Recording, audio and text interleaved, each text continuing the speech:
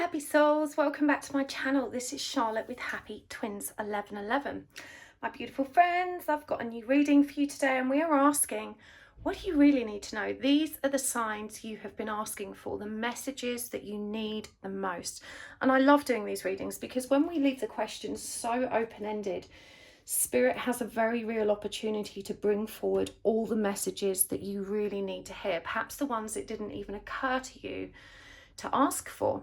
So take a nice long deep breath, hold some questions in mind, but also set the intention that you're ready to receive the messages that you need the most to move forward for your highest good, to find that sweet spot for productive healing, awareness and clarity. Now there's 3 paths for you to choose from. In pile number 1, we've got the Crystal Unicorn Tarot with Celestite. In pile number 2, we've got the deck of Celestials with Rose Quartz. And in pile number 3, we've got the Guided Hand Tarot with Amethyst. So take your time choosing. You might just see which card or crystal you're drawn to, or you can also choose from the timestamps, which you will find in the description box below. I personally like to choose from the numbers, but like I said, there's no right or wrong way. And if you're drawn to more than one pile, it may mean that there's just messages in more than one pile for you, and that's okay. And remember, these are general readings, so not every detail will resonate for you. Sometimes it will, sometimes it won't, and that's okay. Take what resonates and leave what doesn't. Don't try and make it fit. If it doesn't sound like your situation or the guidance doesn't feel right to you, then just take it that it wasn't for you, and that's okay. So the timestamps are in the description box below and they will take you straight to your pile, and I will see you there. Hello pile 1, welcome to your reading. You've chosen the Crystal Unicorn Tarot with this lovely piece of Celestite, and we are asking today, what do you need to know the most? These are the messages you've been asking for. In these readings we give Spirit a lot of space to bring forward the messages you really need, perhaps the ones you didn't even know to ask for, and that's really valuable. You know, I do think this is probably the most productive and impactful reading I do. It's great to know what's going on with our person, but it's even more supportive and helpful to understand, you know, which areas of our life we need to illuminate to help us move forward and be happy and more whole. So let's do this. Now there's a little post today about shuffling on my community page, but I've also included something in the description box about this if you're interested to understand how I shuffle, why I shuffle this way. A lot of people get worried about reversals, and I just want to reiterate that there's no such thing as a negative tarot card. All of the cards in the deck can be seen in both a positive or negative light, dependent on how they come up, which cards they come up with, and what the situation is. So no specific card is either good or bad, and reversals aren't necessarily negative, you know, so try not to worry too much about that. The cards come through in a way that helps me understand the message as it's intended. You know, the same reader might get very different cards for the same answer because they read differently to me, and that's okay. There's no right or wrong in tarot. But I just wanted to reassure some people. I do shuffle off screen as well, but this riffle shuffling is mathematically, scientifically proven to make sure that there's an equal number of the cards, both reversed and upright. And, you know, much like if you tossed 20 coins, some of them would be upright, some of them would be heads, some would be tails. You know, there wouldn't necessarily be an equal distribution of both. It's just, you know, the law of fate. And it's the same with the decks. It doesn't matter how I shuffle them. You know, if some cards are meant to come up reversed, they will. The right cards to help me understand the message. But if you'd like to know more about that, you can find a link in the description box below and a brief explanation. Anyway, let's do this. We're going to use a ton of oracle cards. We're going to use charms as well. There will be an extended today if this resonates for you. You can always find a link to that in the description box below. So let's do this, pile 1. I hope you've taken a deep breath. Ask for a sign if that feels good to you. A sign can be anything at all. It can be an animal, an object, a symbol, a phrase, numbers, a specific word, whatever feels right to you. That just helps to anchor the messages that are meant for you. And you may find that your signs appear not just in the reading, but outside of this video in your zone of awareness too. example, you know, if you asked for a bird, you know, you might start noticing that same bird you've asked for in other images you see, or perhaps appearing in and around your experience. And that's just the universe, you know, letting you know we're listening, we've got your back. So let's do this part one. What do you need to know? These are the signs you've been asking for. Okay, so we've got Justice. We've got the Knight of Swords in reverse. We've got the Eight of Swords. We've got the Empress in reverse. We've got the Hermit. The Three of Swords in reverse. The Sun. The Hierophant. The Eight of Pentacles in reverse. And the Queen of Swords in reverse. Okay, let's get some Oracle cards as well. So this is the Moonology deck. If you're interested in what decks I'm using, I usually always list them in the description box below.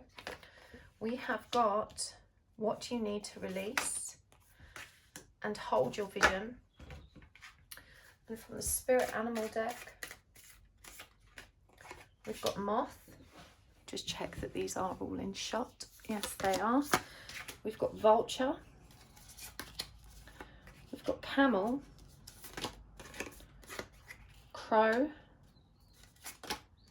And we've got Frog. And let's see what else we can fit here. Let's get some Goddess cards as well. This is the Goddess Power Oracle. It's really beautiful. We've got Ellen of the Ways, Patterns, Green Tara, Salvation, and Spider Woman, Co-Creation. Okay, so it feels like you're dealing with a lot of karma. There's a lot of unresolved karma in your experience right now, part one, that's causing you a lot of heartache, and this is something that you are very reluctant to face. Facing uncomfortable situations, feelings and so forth is difficult, and of course it can be tempting to put it off, you know, to assume that we can just pack it in our case and carry it with us and forget about it. But this situation is going to continue poking you and prodding you and triggering you until you address it. So there's definitely something here that you've been avoiding, that you don't want to look at. Now with the Three of Swords in reverse, clarifying this Justice card, it's connected to unresolved grief, betrayal and wounding. This could be a third party situation that the karma is connected to. Either way, this was a very painful situation for you, and transformation is required here. At the moment, that situation rumbles on, and whilst you choose not to acknowledge it, it continues to bring all of these low vibrational energies that disturb your peace of mind. You know, the moth is a creature that comes out of the dark and into the light. Yeah, it's always drawn to the light. You'll know when you switch your lights on at night, if your window's open, every moth and his cousin is in your house fluttering around your light. And so the moth is a powerful symbol to remind us that we must always choose to face the light.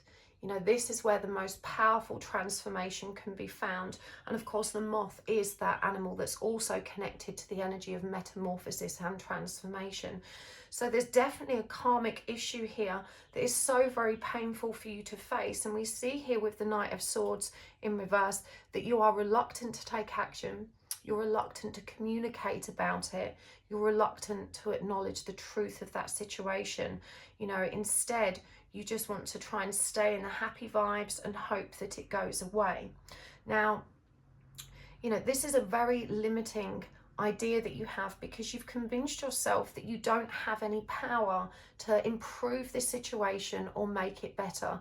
There's the energy of resignation around this, you know, thinking that, well, what's the point? This person won't do that if I say this, and, you know, I've just kind of got to leave it as it is. But when the Eight of Swords comes up, you know, this is symbolic of us not seeing things clearly. And you can see here, I'm going to bring this card up to you. It's a little bit different to the traditional Rider-Waite card, but similar enough to make the point. This unicorn here is wearing a blindfold. It's got all of these bindings around its legs, and it's kind of surrounded by this prison of swords. And you can see that even though they've got one foot in the puddle, you know, they're not really connected to the water, which represents the emotional body. So this is someone that's up in their mind and refuses to see a way out. You know, if they took their blindfold off, they'd notice that these swords aren't actually containing them, and that they can really step in to this body of water and untangle themselves and see things more clearly and have access to all of the same information. Now, in the traditional Two of Swords, what we see is the water is the ocean behind them. You know, they're not even acknowledging it's there. So it feels like the emotional undercurrent of this situation does affect you, but because you're not seeing it clearly, because you feel so stuck, and you've got this very limiting belief that there isn't a way out, you remain stuck.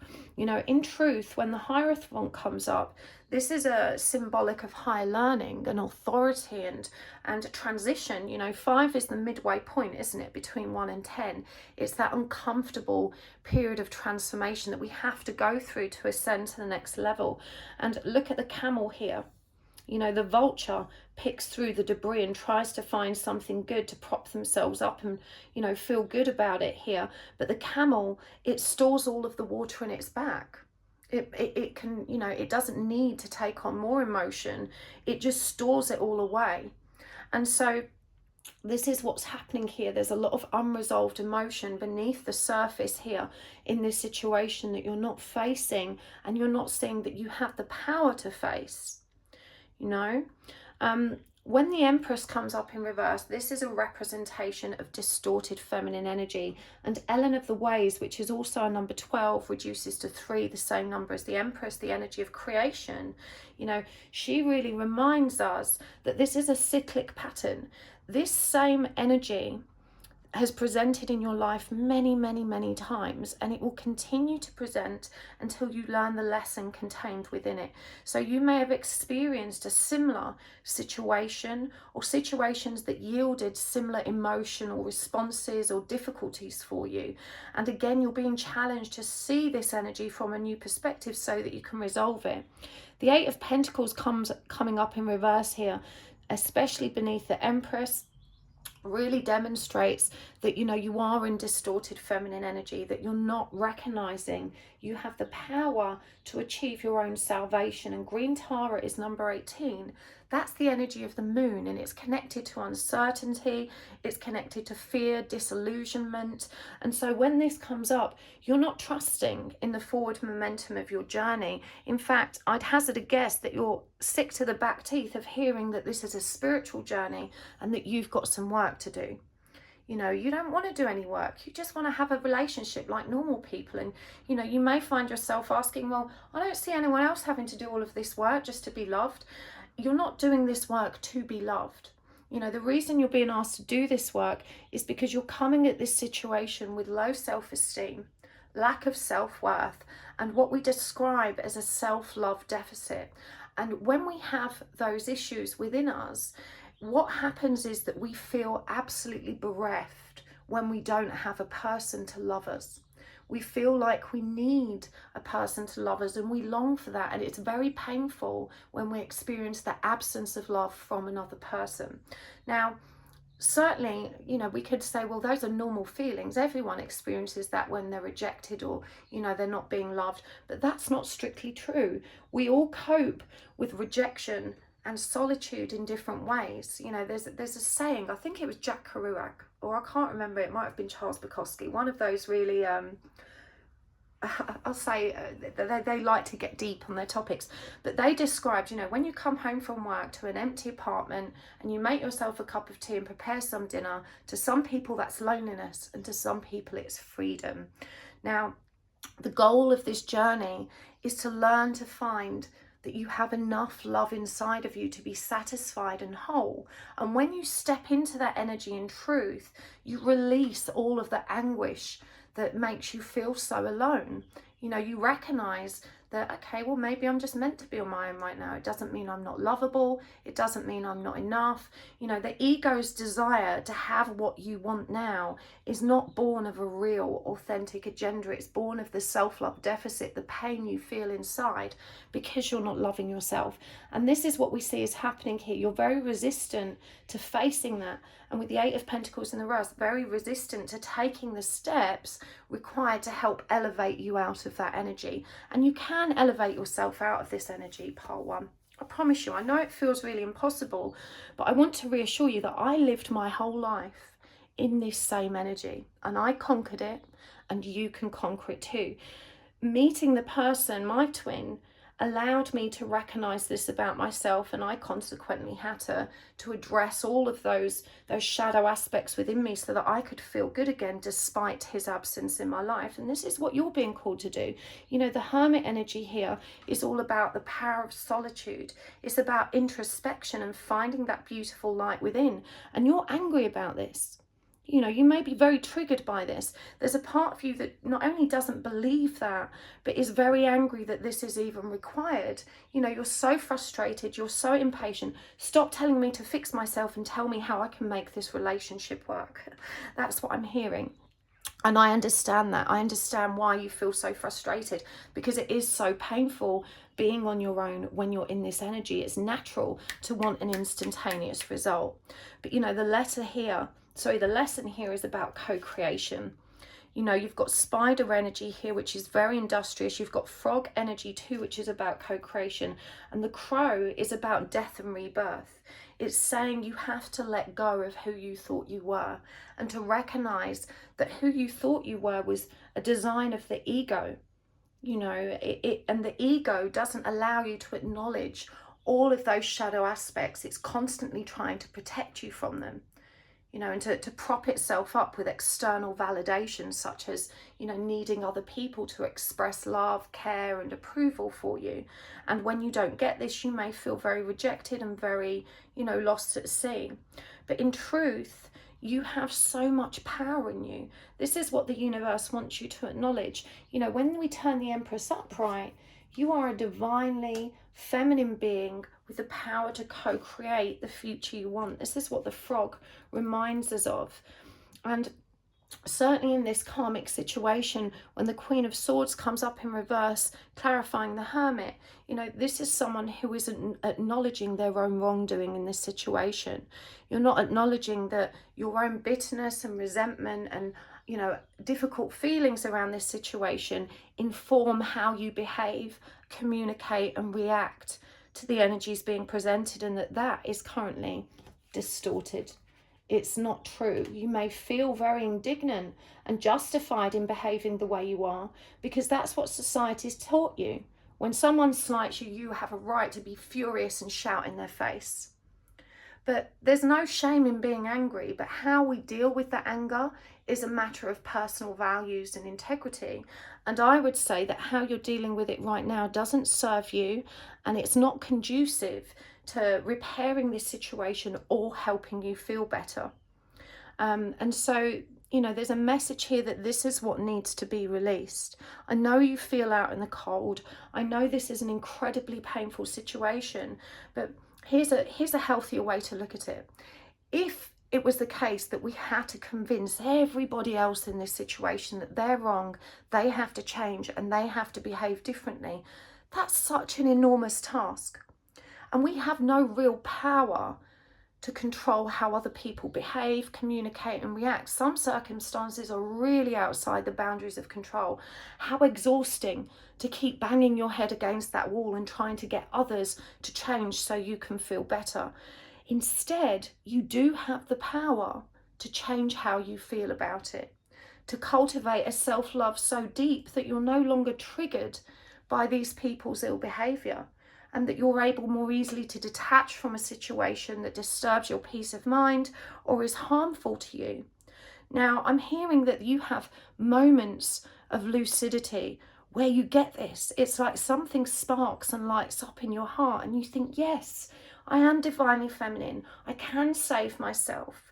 You know, I can fix this. But then something happens, you fall off the wagon, and you start to feel hopeless again. You start to feel like nothing can work, like it's all in vain. So there's a message here about learning to hold your vision. You know, it's a bit like learning to walk a tightrope. When we first get on it, despite our intentions being strong, I want to be balanced, I want to stay up here and walk in a straight line. Despite our best intentions, it takes a great deal of practice to learn how to be balanced on that tightrope. Furthermore, you know, as you practice and you continue to become more experienced, you'll find that even when you learn to balance, things outside of you will distract you, and that will disturb your balance as well. And then we have to learn not just to balance, but to balance in amidst lots of chaos, to be balanced despite what's happening around us. It's a step process. Some of us will learn that lesson really quickly, and others will take a bit longer.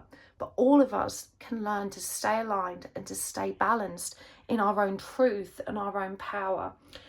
This is what you're being called to do. And I promise you, when you start mastering these lessons that are presented and empower yourself by recognizing that the only control you have is to address yourself and to resolve this pain from the inside, that's when you're going to be liberated. You know, you're very angry that people keep letting you down. And I understand that. It's really unpleasant when someone betrays us or lets us down or doesn't meet us in the way that we hope they will, doesn't show us the respect, the kindness or love that we feel we deserve in any given situation. It's normal to feel, you know, a bit rotten about that. But those feelings come forward to inform you about the experience that's happening, not so that you can stay in them and dwell in them. You have to learn how to elevate yourself above those feelings, to come out of the darkness and move yourself back towards the light.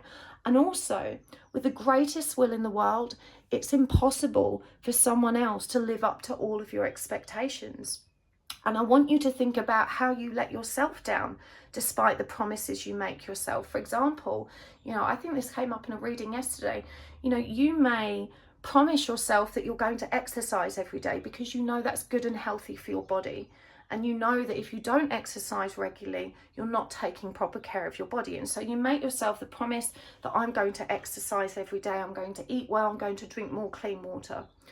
And there are times when you will let yourself down. Now, it's not because you don't care. It's not because you don't love yourself. It's because you're struggling against lots of issues and conditioning that make it difficult for you to stay in that energy that you've chosen. And this happens to other people. They may make us all kind of promises. I promise I won't do that again, Charlotte. I'm going to try my hardest to treat you differently. But if the root cause of their behaviours are not addressed and resolved, it's going to be very difficult for them to maintain that promise, no matter how much they love and care about me. And so we have to be real about people's potential and where they're at in their journey and what they're capable of delivering. And it's also worthwhile noting that it's usually not personal. Someone else's inability to be with you in a relationship in the way you need and want them to be is very rarely the case that they don't want to be or they refuse to be.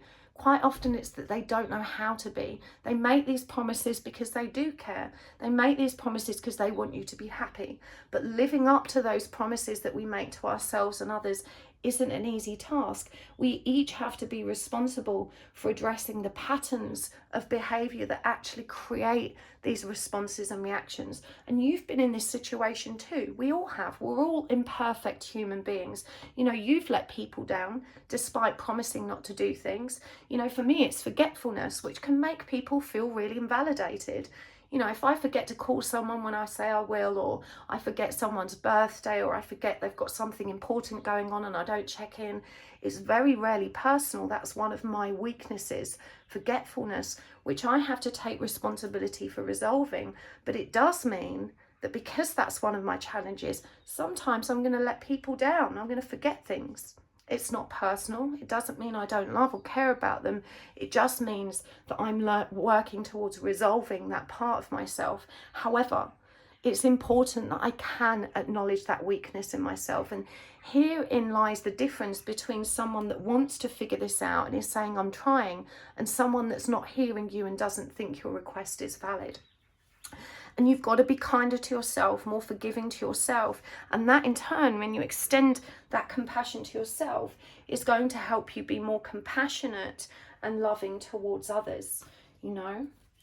See what else comes through. What I want to understand more about what this karmic situation is. So we've got the Nine of Wands in reverse, the Six of Cups, the Six of Pentacles in reverse, the High Priestess, the Emperor in reverse, the World, the Chariot in reverse, the Seven of Pentacles in reverse, the Queen of Cups in reverse, and the Ace of Pentacles. So when the Nine of Wands comes up in reverse, clarified by the World, what we're seeing here is that you've given up. You know, you're seeing that this is over, it can't work, I've tried to make it work, I've tried to resolve it, and it's not happening. There's definitely a soulmate connection here. There's 100% a soulmate connection here connected to this issue. And you've simply, you know, realized that, you know, I can't change it. And that's a brilliant recognition. That's the first step. But don't allow yourself to sit in that limiting belief that it's over. It's not. This is a soulmate connection. But with the Chariot in reverse, what we're seeing is it's just currently out of alignment with the divine plan. You know, you're not recognizing that things need to flow in a certain way. And so that resistance to what is, you know, creates a lot of friction and turbulence. This person, this soulmate, cannot reciprocate in the way you need them to right now. They're not investing in this connection. And this is what causes you so much pain. And what's really interesting with the High Priestess is, you know, this demonstrates your emotional intuitive receptivity, but it's clarified by the Queen of Cups in reverse, which is quite an emotionally distorted and coercive energy. It's someone that's using their wisdom and intuition in ill-dignified ways. You know, so you are very wise and you're very, very clever when it comes to intuiting the emotional depths of any given situation, but you need to turn that focus inwards and put a lid on the emotional overwhelm and overflow that's occurring here and kind of seeping into this situation. Your person is for sure in a very distorted masculine energy, and that means they're not ready for a new beginning, no matter how much you want them to be. They have to go through this process of growing and learning too. You know, the easiest way to look at this, it's like a 30-year-old saying to a 12-year-old, will you hurry up and grow up? I want to get married now. You know, with the greatest will in the world, that kid's got to grow up. They need time and space to do that. No matter how big your desire to marry that individual, and let's not talk about, that was an awful analogy because it's a bit paedophilic, but you know, I'm just explaining how impossible it is. You know, just because you desire this person now doesn't make them ready now, and they're really not ready. They don't have the energy to invest or reciprocate yet. And it feels like here with this High Priestess and Queen of Cups in reverse that you're using these readings to try and understand them better so that you can formulate a better strategy to try and bring them closer. Now, instead, you know, you need to use these readings to help you understand how you can grow so that you can move away from that painful longing to have someone that's not ready for you. That's the only power you have. You don't have the power to change them. You don't have the power to make this move quickly. You know, this is a soulmate connection. You can't make it not so. That's just the way it is. And when the Chariot is in reverse, it shows us that non-acceptance of the divine plan and the divine order. Things are as they are. We can grumble about it being unfair. We can say, you know, well, I don't want it to be like that, but it is. That's how it is. And, you know, what's needed here is the energy of acceptance and for you to step into your power. Now, this is the only red card that has come out here. We've got two blue cards, which is the energy of truth. What you need to release. This is where you need to find truth. And how can you learn to climb that mountain and hold your vision? You've got to trust you can get there. But when the red card comes up, this is connected to our root chakra. And our root chakra is where we store a lot of our childhood wounding, all of the pain that we've picked up over the years. And this can inhibit our ability to really stand in our power because there's so much wounding and scarring there that needs to be addressed and resolved. You don't recognize yourself as a divine being. You don't recognize your power to create and manifest the life that you want that's full, and that you don't need another person to have that full life and to feel whole. Any loneliness you feel is a symptom of the self-love deficit that exists within you. Of course, it's natural and healthy to want to spend time with others and to want to share love with others, because that's such a joyous thing to do. But we don't need it. The minute we start telling ourselves, I can't be happy unless I have that, that's when we're really letting ourselves down, and we're not recognizing that we can save ourselves from that painful energy. Whatever this karma is going on, you don't accept it. You've given up trying, and your energy is kind of, let me try not to focus on that so I don't have to be disturbed by it. But what I'm hearing, it's not going away. You know, you're being asked to step into a greater level of awareness so that you can transmute this energy through learning from it. Let's get some more cards out here, some more oracle cards. You're very close to achieving your goal. It's time to release negativity. Full moon in Scorpio. So Scorpio is such a deep energy. You know, there is a lot of water energy here, although to be fair to you, it does seem like a good mix of all the elements. But Scorpio energy is particularly emotionally receptive. It's hyper intuitive, hyper emotional, and a Scorpio can go all the way to the lowest levels and all the way back up to the highest. However, it has a propensity to get stuck in those lower vibrations, and I feel this is what's happening here. This is what you need to release, and to recognize that your ability to feel pain is in direct proportion to your ability to feel joy. It's a beautiful gift to feel so much. I know it can feel like a curse sometimes, but I promise you, when you learn to master it, it's a beautiful blessing, because it gives you access to so much more understanding, compassion and information than your average Joe that doesn't have access to these emotional depths. You're very close to achieving your goal. You know, you need to trust that once you start applying yourself to this and doing the work, that you're going to move really swiftly. It's just a change of mindset, which allows a change of behaviors, which then creates the change that's needed. But you have to get started. Watching readings, checking out different books and studying stuff online, that isn't doing energy. It's learning energy, but we have to start putting into practice what we know. So let's get some more animal cards and some guidance cards as well.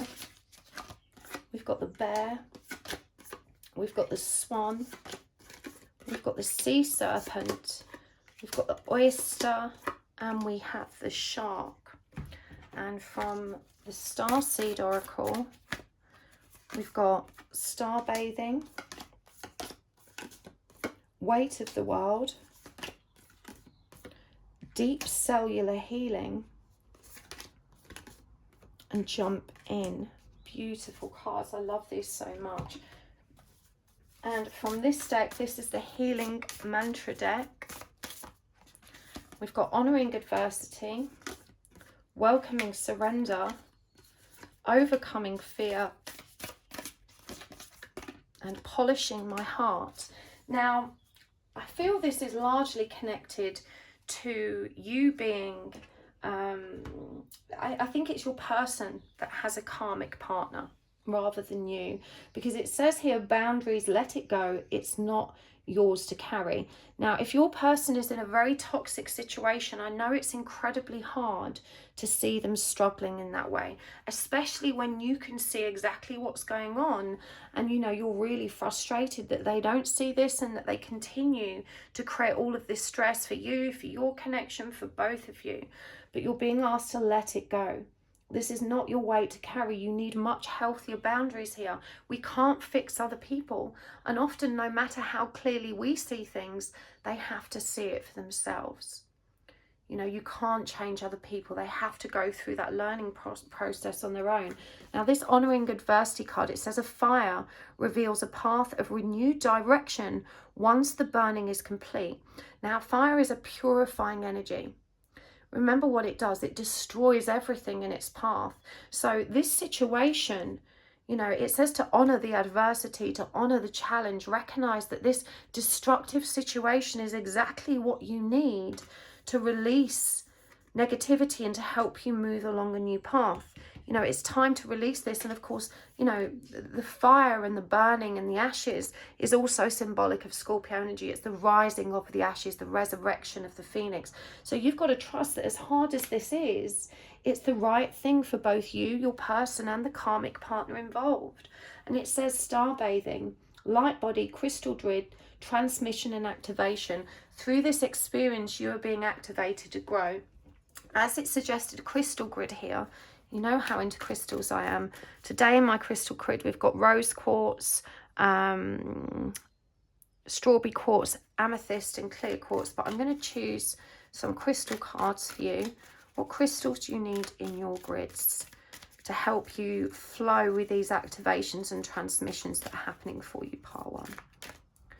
Oh, this is so difficult to shuffle, but I'm absolutely in love with this deck. One of my viewers sent me this and I absolutely adore them. Okay, we've got Lapis Lazuli, Kyanite, and Lazulite. Now, I have all three of these, so I'm going to show them to you. Bear with me while I grab them.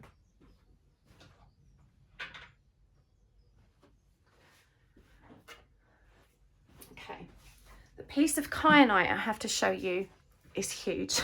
It looks like a club, doesn't it? Kyanite is a fabulous stone because it transmutes negative energy. So often I will lay crystals on top of it. I'll put my crystal bracelets on top of it. It's a crystal that never needs cleansing. And it says here, truth, communication, and clarity. I'm going to bring it up close and you can pause the video and read all of that card. But yeah, that's Kyanite. Let's move that over there. It's a big bastard, isn't it? This is Lazulite, and there's just a little tiny blue piece of it on the edge here. It's not as easy to find, but let me bring this up. These are all blue stones that you've been pointed towards. And remember, blue is the color of truth, communication. So that's Lazulite. And this one is Lapis Lazuli. This is a new ink I got from Carpe Crystals. I'll put a link to them in the description box below. It's really beautiful. Lapis Lazuli is a very intuitive stone. And look at this, it's got royalty and transformation. So again, I'll bring this up so you can pause the video. I don't know if I did that with the Lazulite one, and pause the video and then you can read it thoroughly. But these are the three stones you need. And I'm really intrigued, you know, that they're all blue stones. Right, so just put them back. So these are the crystals you need. You know, some of those, in fact, the lapis, you probably can put in the bath with you. I wouldn't use a really expensive piece, but maybe, you know, kind of a little piece like this that you can just either put in the bath with you and literally bathe with it. You can put them in your bra, in your pockets, wear them as jewelry. This is going to help you honor the adversity and challenges you're facing. Welcoming surrender. Remember what I said, you're very close to achieving your goal. I do think once you apply yourself to this, you're going to slip into that surrender and acceptance energy. There is no problem, only destiny being revealed. Trust that everything is as it's meant to be. You know, it says here, deep cellular healing, Arcturus energy, physical and emotional healing is what's required here. You know, this is healing your body and healing your heart. And it says, overcoming fear, I will transcend every loss. That is such a powerful affirmation. I will. And make this your mantra. I will transcend every loss. There is no problem, only destiny being revealed. You know, say these things to yourself. Make them your new affirmations. And it says here, jump in. Andromedan energy, adventure, say yes to change, polishing your heart. Feeling is a power that helps me heal. You know, your feelings aren't here to destroy you. They're here to illuminate the shadows that need to be resolved. And we've got bear energy here. This is about taking time out. You know, this is such a comforting, lovely energy, but I always associate bears with the energy of hibernation and care, because they do, you know, they take that time for themselves, but they're also such caring and protective mothers. And so there's a message here about caring for and mothering yourself and taking that time you need to release yourself from the obligation of caring for others, because you have to make yourself a priority. The swan is a powerful reminder, and look how twinny this image is. It's a perfect symmetrical reflection of the other. You know, this relationship you're dealing with is an eternal bond. You can't lose it. Okay? And again, I will transcend every loss. You have to trust it's going to be okay. You can't lose this person. Just because they're not with you now doesn't mean they're never going to be with you. It just means that you both need to learn to step into your power and enjoy your independence. The sea serpent, and here it's the Ouroboros, you know, chasing its own tail. You know, this is also a symbol of powerful transformation. Snakes shed skin. And the oyster, you know, what are you keeping under lock and key? What needs to be released and acknowledged? Remember, when we open up an oyster, there is treasure within it. There's something we can eat, and hopefully there's a beautiful pearl. Now, when it's clamped shut like this and refusing to see what's there, we may be depriving ourselves of the vital sustenance and treasure that actually allows us to move forward. Now, the shark is a predatory creature. It's very driven. It's very focused. It's coming up under this say yes to change. You know, what I want you to do is to go and buy yourself a brand new journal, call it your wellness journal, your self-love or self-care journal. And every day, I want you to write down how you're feeling, what you've eaten, and to give yourself at least 10-20 minutes to reframe how your day's gone, to give yourself the love you need, to record what your goals are for tomorrow and how you can continue to improve on your state of well-being. You know, you're being asked here to be strategic, focused, and really determined in how you jump in an adventure towards saying yes to change and towards healing. Pile 1, you've absolutely got this. I know you're hurting right now, but you know, these are just patterns that are being brought forward for your resolution. The universe has your back, and you've got to surrender to and trust that everything that's happening has purpose, valuable purpose, that's helping both you and your person grow in spectacular ways. I know you're angry that this is a spiritual journey. You're sick to the back teeth of it. You just want to move on and be able to forget about it. And believe me, and I'm sure plenty of people will comment down below and let you know as well, that we all go through this part. We all go through this stage where we're just so sick of, you know, the relentless back and forward, and there not being a resolution that we actually want and feels good. But again, you can transcend that. You've got this. So I'm going to take this over to the extended reading. In that, we're going to go deeper. I want to look more deeply at the situation with your person. I want to look at how each of you are thinking and feeling, communicating, so we can get more guidance for you from spirit about what you need to know about that situation and anything else that comes through.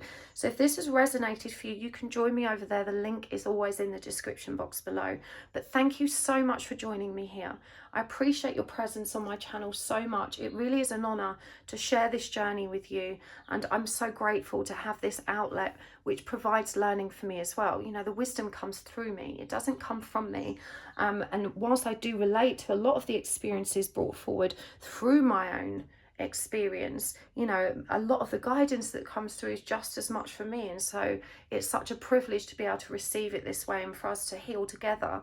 So thank you so much for being here. Thanks for hitting the like button. Thanks for subscribing, and thank you for your beautiful comments and feedback. I love to hear from you. Please do tell me if this resonated or not. And thank you to those very special souls that take the moment to watch one of my commercials. That's such a beautiful energy exchange. I appreciate it so much, and it really does help to keep my channel ticking over. And thank you to the very, very generous souls that send me decks or send me donations. You guys are so sweet. I appreciate it so very much. And if you do send me a PayPal donation or a deck, please include your postal address. Only if you want to, of course, but that means I can send you a little handwritten thank you note, which is something I really enjoy doing at the moment, and it's nice to honour your generosity that way. So thanks for tuning in, part 1, and I will see you next time. Lots of love. Bye. Hello, part 2. Welcome to your reading. You have chosen the deck of Celestials and at this lovely rose quartz point, and we are asking today, what do you really need to know? These are the signs and the messages you have been asking for.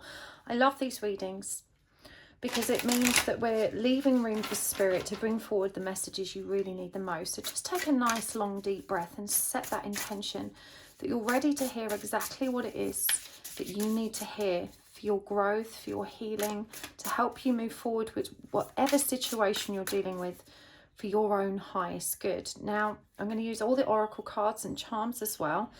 And if it feels good to you, you can ask for a sign. A sign just helps to validate the messages that come forward.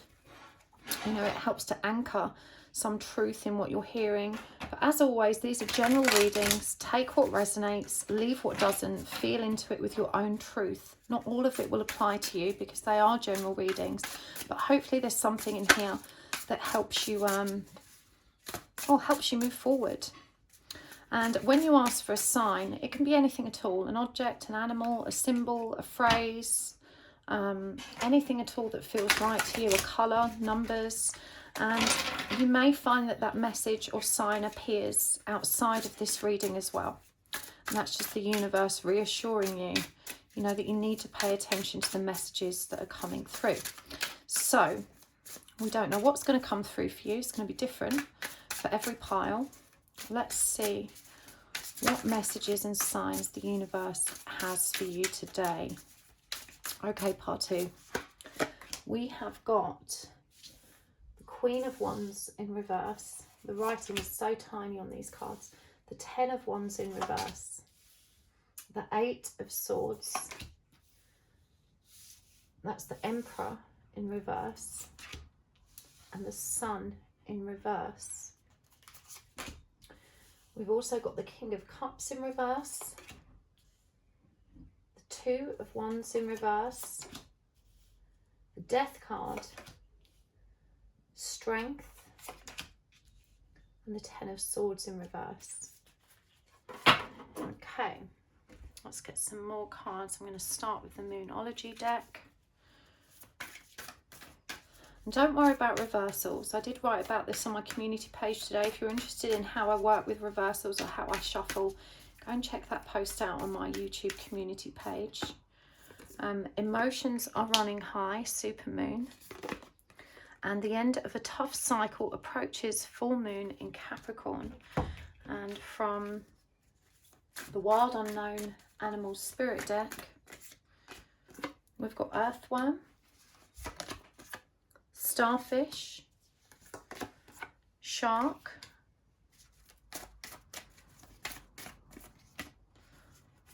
Otter, and Horse.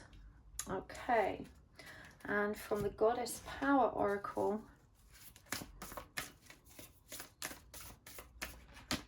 we've got Anya, adaptability. I think that's how you say her name. Benzigen, beauty. And Metis, wisdom. Beautiful. Okay, part 2. So the first thing that's coming through for me here is that you are a very strong, very independent person. You have a very driven, ambitious nature, and you're very, very good at holding your own. However, you're being asked to recognize how sometimes this strength can actually be identified as a weakness, because your ability to recognize your strengths and exploit them to your own advantage is not always in balance. You definitely have a trauma response, which I would refer to as hyper independence, and this is generally applicable to anybody that's been so very let down that if they've decided, perhaps subconsciously, not to rely on anybody else again. Now, in some respects, that can be a really healthy decision. After all, you know, most of my readings teach that we need to learn to rely on ourselves, to not depend on others for our, you know, for feeling whole, for feeling loved and approved of and so far. It's healthy to have a reasonable amount of detachment from that, but sometimes it can swing to the opposite extreme. Now, what really stood out for me was both the Queen of Wands and the King of Cups in reverse, and also the distorted Emperor energy clarified by Strength. So, you know, the Queen of Wands is the Queen of Fire. This is someone that has access to a very high level of wisdom and intuition, and we see this here further indicated by Matisse. You know, you are definitely a very, very smart person.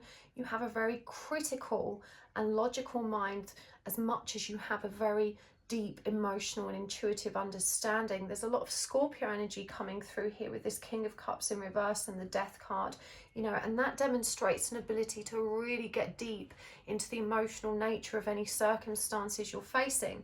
But when these cards come up in reverse, they show us that those powers that you have, those strengths that you have, are out of balance. They're actually distorted. And, you know, you have taken these steps towards being very independent purely out of necessity. You know, history taught you that it wasn't safe to depend on others. But as I said, this desire to be completely self-sufficient can also sometimes be too extreme, out of balance, and it inhibits you from getting what you want. You know, the goal is to have healthy, balanced boundaries and protective mechanisms and healthy expectations. But in your circumstances, it's a case of not expecting anything, not relying on anybody, and that doesn't serve you. I'm hearing that you're also very, very good at carrying your baggage. And what I mean by that is that when you go through grief and pain, you are the sort of person that says, I can take it, I'm going to pack it in my bag and I'm going to carry it. Nothing is going to bring me down. And I really admire your strength in that respect, because you really have marched through hell and back. You know, you have been through a lot and you've earned your badges, you've earned your stripes. You know, you really are a very, very strong person. And we all carry a bag like that. You know, sometimes we don't have the space, the room or the support to be able to unpack our pain and review it. But you've been carrying your pain for a very, very long time. And I feel that you're underestimating how much that actually weighs you down. Now, we've also got here the Ten of Wands in reverse, clarified by the Two of Wands in reverse. And again, this is like a healthy belief that's been distorted by an extreme. You know, you feel that you're literally, what's the word? You're surrendering to the divine plan. You know, you're not trying to control or change anything. You're trying very much to accept things as they are. I do feel that you're very well read, very well studied and educated in matters of spirit and growth and so forth.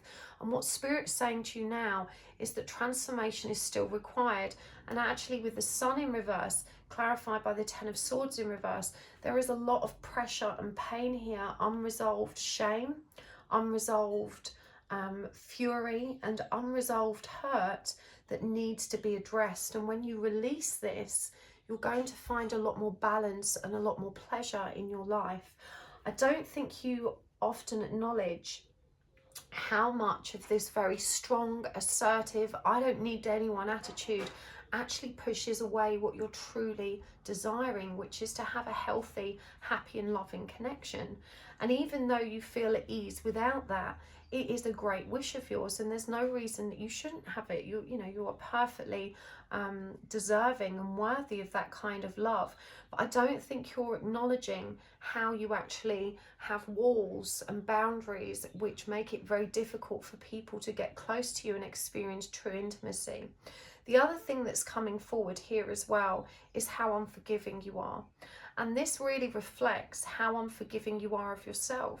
You are very hard on yourself. You have very, very high standards. You know, you're a perfectionist when it comes to doing things right. And so often you assign these high standards and expect the same from others. And you also judge very harshly when other people aren't able to meet those standards. So there's a need to recognize how that perception of others, the way you get frustrated and irritated by others' failings, is actually a reflection of your shadow aspect, which struggles to accept fault, mistakes, or misguided actions within yourself. You know, you have a propensity to give yourself a very, very hard time when you are not performing in the way that you want, or where you've done something that you're later regretting and reflecting on. You know, you are very, very harsh with yourself, and you don't need to put so much pressure on yourself. There's no need to be perfect. And actually what you're being called to recognize here is that there's strength in recognizing your weaknesses, that it's okay not to be right. It's okay, you know, for other people to falter as much as it's okay for you to falter. It's a very limiting belief. you have here that you don't need to change. You know, you must get out of the idea that you are healed. Healing is an infinite process. It's never done. There is always more to discover about ourselves, our soul's history, and how we present in this reality. You know, we bring forward in this life all of our karma and pain and experience from our past lives as well. And that filters through into everything we do now, in addition to having all of these new experiences that, you know, create so many opportunities for learning and for awareness. So don't lull yourself into the false idea that your healing is done or that you've done enough. You know, here I'm finding the energy, well, I'm healed. Why isn't my person here? Why aren't I in union? Why aren't I experiencing a happy relationship? You know, I've worked so hard on myself to be the best person I can be. You know, what's wrong with me? In truth, there's nothing wrong with you. There is no right or wrong. You know, it's just about just constantly rediscovering who we are from different perspectives and assessing how we can continue to improve our state of being and how we experience life. There's always a little bit more to do, and that's okay.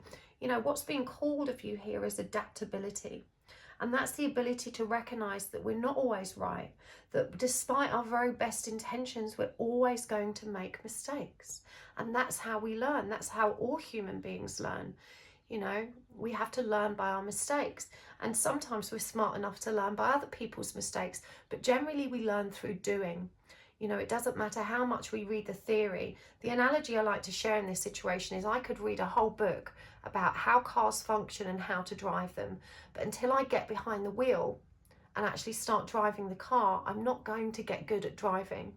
All the education in the world isn't going to help me actually drive that car. It will certainly help to prepare me, but I will undoubtedly make mistakes as I learn, and that's okay. It's okay to be a learner. So you're being called to give yourself more forgiveness. And in doing that, in learning to forgive yourself and be more compassionate, acknowledging and understanding of your own weaknesses, you're going to find that you have a lot more space to be compassionate, loving and forgiving of others, because you really do hold a grudge. You don't just hold it against yourself, you hold it against others.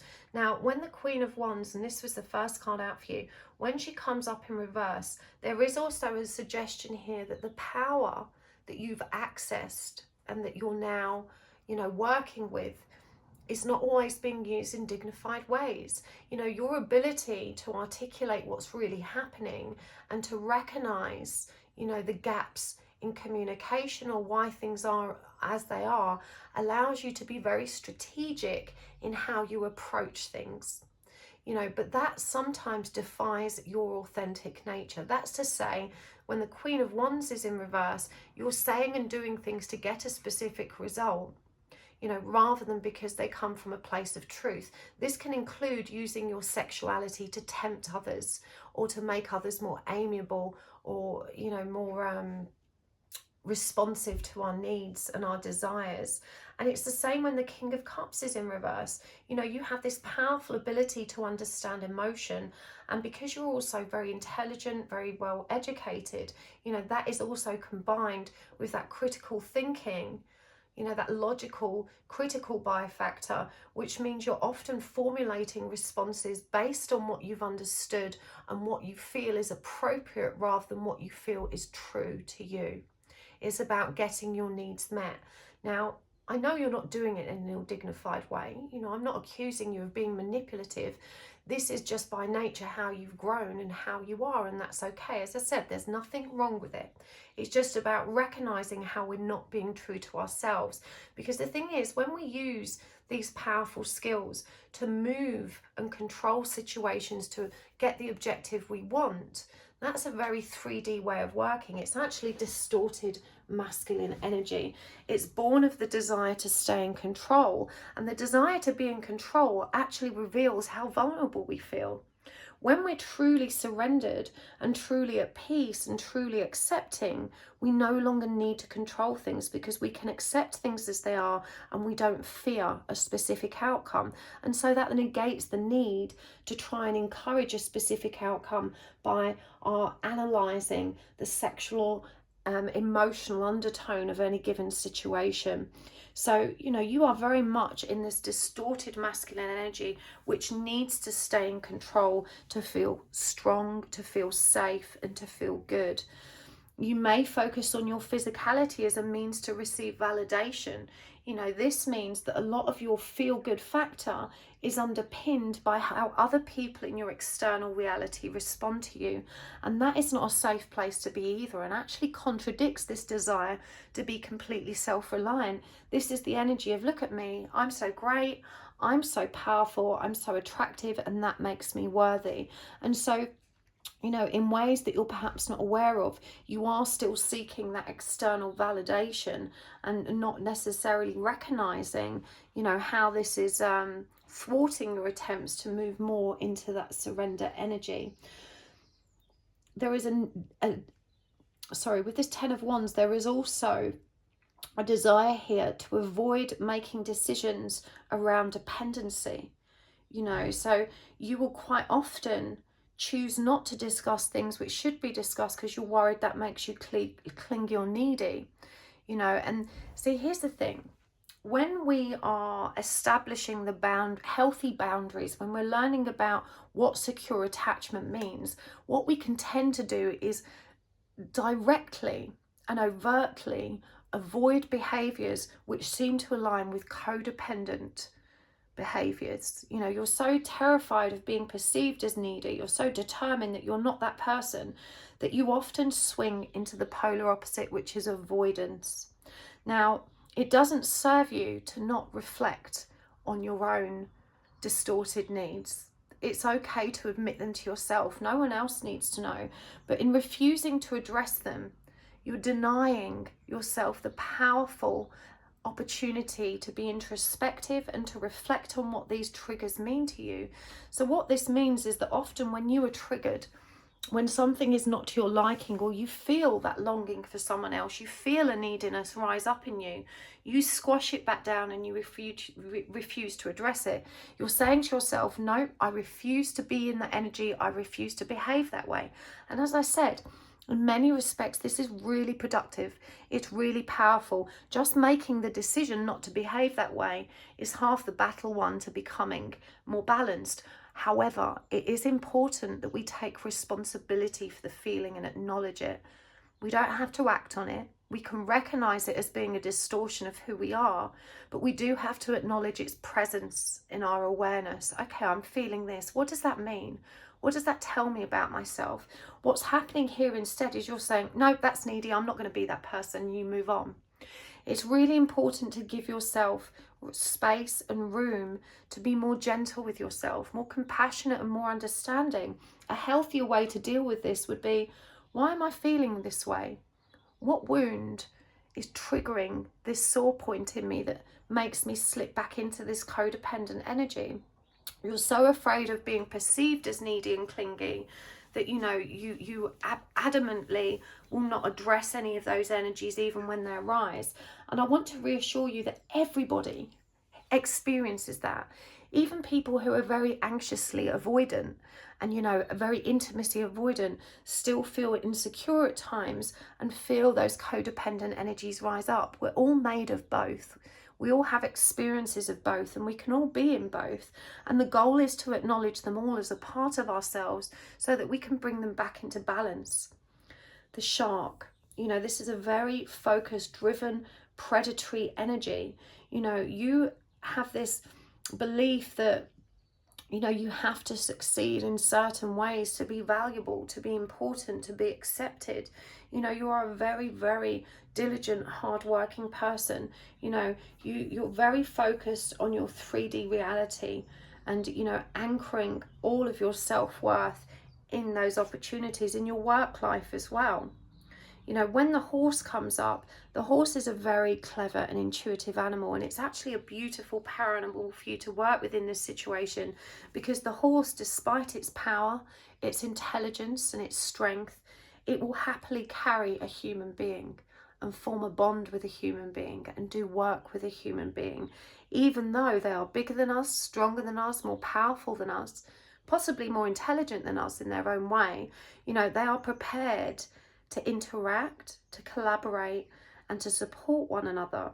And so, you know, you've got to be aware too that your desire to be so closed off, to be so self-sufficient, to be so resilient is not something that most people by nature can choose. You know, we're all very different. We all have very different energies by nature. And that's to say that some of us can shut down and shut everyone out really easily. We find it easy to pull ourselves back that way and to create energy for ourselves. But not everyone has that power or ability. And so again, there's a lesson here about judgment and recognizing how that causes you to judge your own pain, you know, because you think it makes you weak. So you've got to unpack that bag. You're being called to be adaptable. You know, the emotions in whatever situation you're going through right now are running high. You may have felt triggered and a little bit more attached to the situation than normal, and you're giving yourself such a hard time for this. You're really beating yourself up, and you don't need to. The really reassuring card here reminding us that the end of the tough cycle is approaching. You know, it's going to be okay. What is this tough cycle? Okay, so these turned over. Let's keep them. That's the Three of Pentacles, the High Priestess, the Nine of Cups, the Ten of Cups, and the Empress in reverse. So interesting. Justice. Wow. Okay. The Knight of Cups, the Eight of Wands, the King of Wands, and the Page of Wands. So nearly the whole family of Wands out. So this situation appears to be a relationship or a connection or a family situation that almost came into balance and then didn't. If this was a romantic relationship, it may have almost come towards union and then it didn't, because we're seeing here the energy of the Three of Wands reversed and clarified by Justice. There was some kind of karma interfering in the progression of this connection, and it's not your fault. It's not your person's or the situation's fault. It's just that there's unresolved karma there, and now is not the time for it to move forward. But your intuitive awareness, you know, and your feelings, because you feel so balanced in this energy and you feel ready to move forward. You know, there's an energy of impatience here about, you've got the Knight of Cups, which is about making emotional offers, and it does say emotions are running high, and I'm hearing this may have been perceived as demands rather than offers. This is what I want and I want it now. This is what I'm ready for and this is what needs to happen. It's that kind of energy. Now, it may have felt very divinely guided. Perhaps you've watched a reading that said, you know, things are ready to move forward, or perhaps you've pulled cards for yourself or kind of received the message that it's all happening for you. However, the message here is that it's not time for fulfillment. There is still unresolved karma that needs to be brought back into balance. Yes, you are finding a lot more balance inside yourself, and your own healing journey is moving at a very decent pace. But, you know, we've got the Ten of Cups here clarified by the King of Wands, which is beautiful. You know, this is union energy right here, but we've also got a distorted masculine clarified by the Page of Wands. You know, what I'm hearing is that for this Ten of Cups union to come into being, you know, your person needs to be in their king energy and balanced masculine energy. But right now they're in distorted masculine energy, and this is what gives us this Page of Wands energy, which of course is not ready for union. Now, I'm hearing that your person is still playing with feelings. They're not doing that on purpose. They're doing this from the perspective of being misguided by their own soul, by the guidance they're receiving outside of themselves and outside of this connection, and by their inability to reflect on and truly understand the depth of this experience. They are simply not ready, or this situation isn't ready. For some of you, this may involve a child, because we have a father-son or father-child energy here as well. But it definitely feels like, you know, this is the energy of, well, hold on a minute. I thought when I healed, union was going to be ready for me. And, you know, it's about coming into union with yourself, stepping into your own power. Remember, we had the Queen of Wands out. There are two energies there, but we have a distorted masculine and distorted feminine energy. Things aren't as balanced as they seem. Yes, you're in a better place, but there's always more healing to do. And both counterparts in this situation have free will. And that's to say that they're both going to move at a pace that's right for them, that no amount of healing we do as individuals is going to force the hand of another and create union energies. It can trigger them to heal, it can inspire them to heal, and it can certainly benefit their own healing progress, but it can't take them there. You know, we can lead a horse to water, but the horse has to drink. And so, you know, both you and your person are coming up with both distorted masculine and feminine energies. It just needs a little bit more room and a little bit more space to bring things back into balance here, but it is going to be okay. And this tough cycle regards the karma, and there could be a third party situation here with this Three of Wands in reverse that is coming to a close. In fact, let me get some clarity. What is this karma?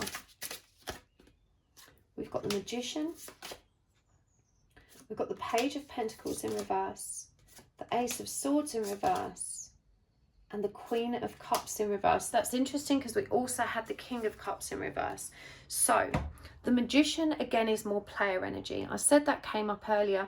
I do feel there's a third party situation here, and you know, your person isn't ready to settle into committed energy. It's not personal, it's where they're at, and they simply cannot see an opening right now for secure connection. They don't know how to move this forward, and certainly when the Ace of Swords comes up, there is no truth or authenticity that's balanced yet in this connection. The Queen of Cups in reverse is similar to that King of Cups in reverse. It's a coercive energy. It's someone that understands the emotional depths but isn't working with them in an authentic way. And so it feels like your person and you are both reflecting each other very much. If anything, I would say your person is also anxiously avoidant and very determined not to be intimate or close with anyone.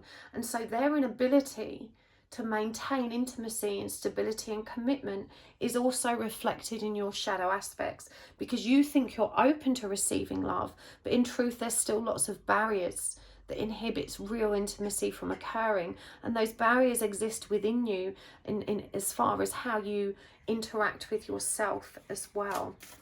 So let's see what else Spirit is bringing forward here. All paths lead home. Fall into my arms, wait, and Star Keeper. And from the Healing Mantra deck, amplifying abundance, embracing worthiness, grounding my energy, pardon me, and allowing appreciation. So all paths lead home. Inner authority, intuition, turn your gaze within. You have to trust that if this is a soulful or spiritual connection, it's going to come to fruition when it's meant to. Right now, by focusing on the journey within, you are amplifying your opportunities for abundance and well-being. You know, it says here, abundance is my birthright and I receive it now. Turn your gaze within to unleash all of your fullest potential. And it says here, fall into my arms, surrender, holding the opposites, extremes of life. And what we say here is someone embracing their shadow self. You know, they're deep in the water, deep in their own emotions. You know, they're in that cave, allowing the light to illuminate the wounding there, and they're falling into their own arms. And it says here, embracing worthiness. I feel worthiness filling every cell of my body, and it feels amazing. You've got to trust, you know, and still until you start giving yourself this unconditional love, you can't truly receive it or give it to another. And so, you know, you're being called to recognize there is more love available to you on the inside, if only you're able to address the wounds that block you from fully accessing it. It's not time yet. Things are being woven. This asks you to wait. And the message here about grounding energy is it's safe to be in my body. You know, as I said, you are very spiritually educated. You know, you may spend a great deal of time focusing on spiritual practices, but you're being asked to ground your energy. You know, the act of actually mothering and reparenting and loving ourselves is a very 3D one. it doesn't all happen in meditation. It's about the inner dialogue we have with ourselves as we're moving throughout our day. It's about the activities we do to help keep ourselves loved, cared for, and healthy. For example, eating well, exercising, giving yourself time at the end of your day to have a chat with yourself. You know, and we can often feel very uncomfortable doing that in the beginning. But think about it. If you were living with another person, when you come home from work at the end of the day, you say, hey, how are you? How's your day today? And if they had a shit day, you'd listen and you'd reassure them or give them some advice or just, you know, be a good listener. But you understand that you could show up for that person in that moment. And that might just be a housemate or someone you're not even particularly close to. As human beings, we extend that compassion to most everyone we come into contact with. When someone's hurting, we listen, we be there. So you've got to learn to give this to yourself, because what I'm hearing is that you come home from work and you give yourself so much shit. Oh my God, this person was horrible today. I shouldn't have said that. I shouldn't have done this. They're horrible. And you're provoking more rage, more anger in yourself.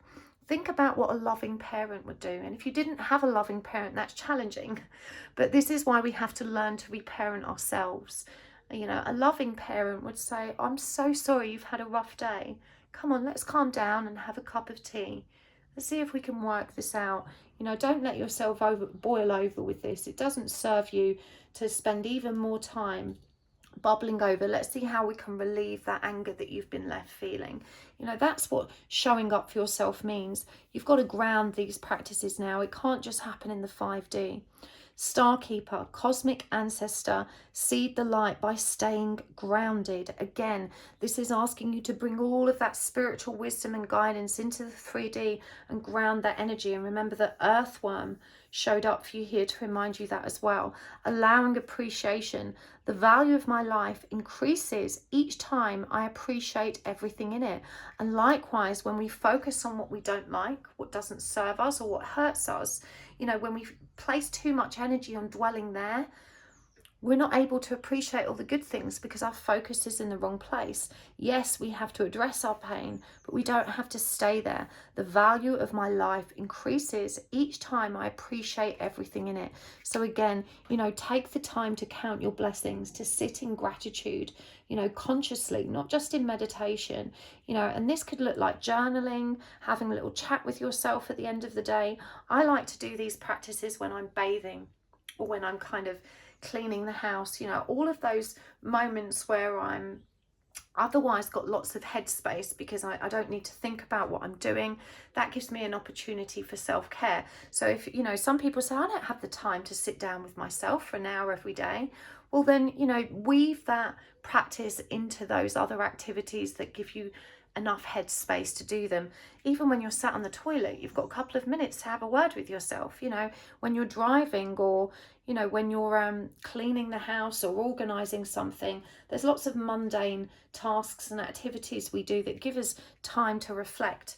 So you can weave these things in. You know, I'm a big fan of lots of short, sharp meditations. I'm constantly grounding myself, bringing myself back to center, you know, reframing my thoughts when they show up as something shadowy. And that inner dialogue is working with me all day. I'm aware of my thoughts. You know, if I suddenly have a thought that is a trigger of something shadowy, then I'll address it. Oh gosh, why am I feeling that way? You know, what do I need to know about this? Sometimes I need to give more space to allow that to happen. But, you know, it's about paying attention to your own needs in a much more loving and concerted fashion than what you're doing now. And I think you work very hard. You know, I don't want you to think that what you're doing isn't good enough. It's just about changing it up. You know, if you're doing the same thing over and over again and it's not working, then it's really wise to review, you know, what changes you could put in place to create, you know, more positive, productive forward momentum. Lakshmi, fortune. So abundance is very much indicated for you. Mart, truth. And Lilith, independence. So, you know, lots of messages here connected to authenticity and independence. We've got surrender to sweetness, breath of the cosmos, and perspective. And I'm going to get some more animal cards as well, I think. Cosmic Egg. I love this card. The Elk. The Cobra. Hummingbird. And the Beaver. Surrender to sweetness. Venus energy. Pleasure, joy. Make love to life. So, you know, this is about actually giving yourself time to really enjoy what you've achieved.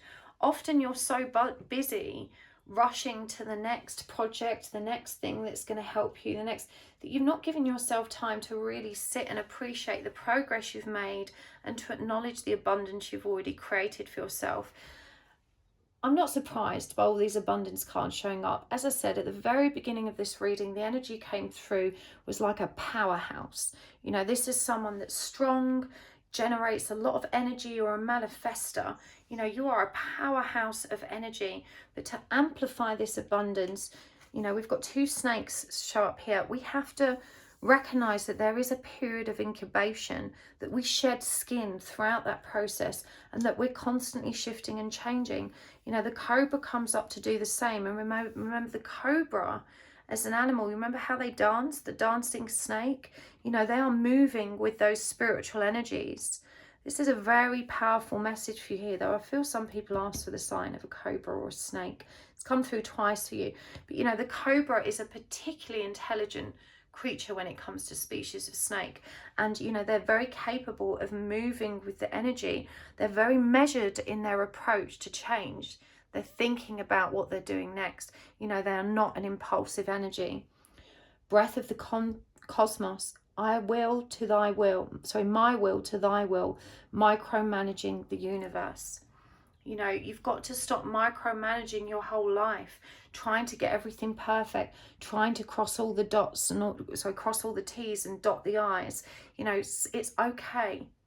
This is about learning to prioritize what matters. And the only thing that matters is that you feel good and that you're able to sit in the energy of stillness and gratitude. And look at that, none of this matters. Zoom out and find common ground. So you need to get some perspective here on what's happening with your person. You need to step into authenticity and be honest with yourself.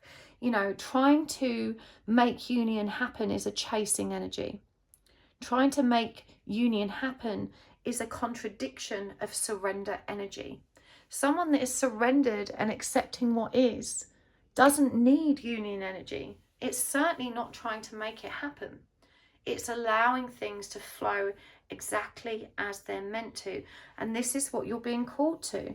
You know, to stay in your light, stay in the balance, despite your person's inability to do the same. The beaver is about collaboration. It's about work. And we had a few cards coming up about work here and how you apply yourself to your job to help you feel valued and to help you feel worthy, you know, but allow yourself to appreciate how far you've come. And as far as your person's concerned, you know, you need to zoom out and find some more common ground. We've got confidence is the key to your success, and a new start is coming. So again, you know, trust. Don't allow yourself to get bogged down with the idea of that this can't happen, won't happen, or that your person, you know, is never going to make it to the finish line. You know, you have cultivated this energy of independence and you've taught yourself how to be self-sufficient.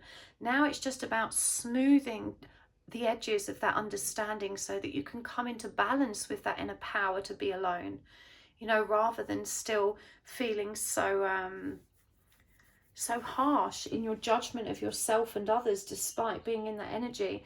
You know, being hyper independent isn't always a good thing.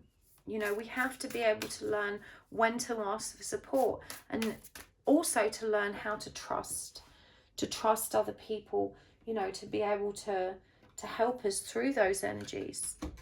I feel guided to get you some crystal cards. I did this for pile 1.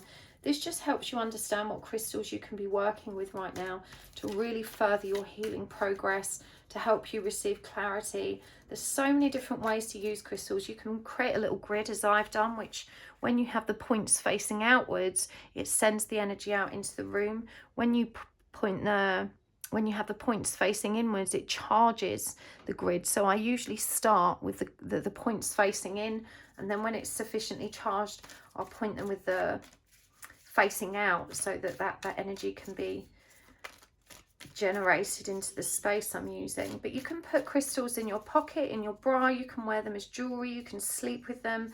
Putting a grid beside or under your bed can be helpful. It doesn't have to be a grid, even just a grouping of crystals, setting your intentions. If you don't have many crystals, just get yourself a clear quartz.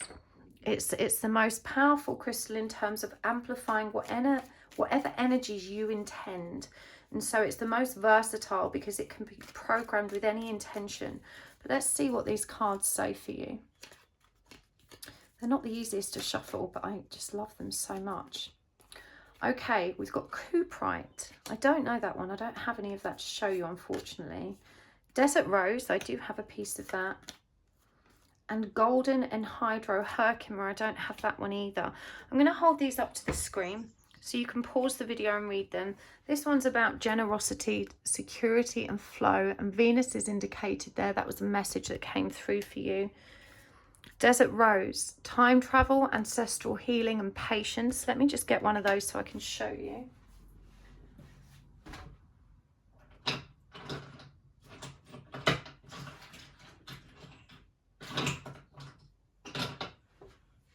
No, strike that, I can't find it. And the Golden Anhydro Herkimer, I don't have a piece of this either. Sunshine, vitality and joy, containing floating liquid gold. Wow. I need to get me one of these. It promotes gender fluidity and acceptance. So this will be really great in helping you balance your masculine and feminine energies. But I really hope this helped for you, pile 2. Please let me know in the comments if you enjoyed it. I'm going to take this over to the extended reading now. We're going to go deeper. I feel like I need to look more at this situation you're going into so I can get more context and bring forward more guidance for that. But obviously, whatever needs to come through in that will. If this has resonated and you'd like to join me there, the link is in the description box below. But thank you so much for joining me here. I appreciate it so much. I really, really enjoy doing these readings for you. And please do comment, let me know if it resonated. Thank you for hitting the like button. Thank you for subscribing today. It's a pleasure to share this journey with you, and that means we can be together on the next video too. And a very special thanks to the generous souls that watch the commercials in my videos. That really does help to keep my channel ticking over. It's such a perfect energy exchange.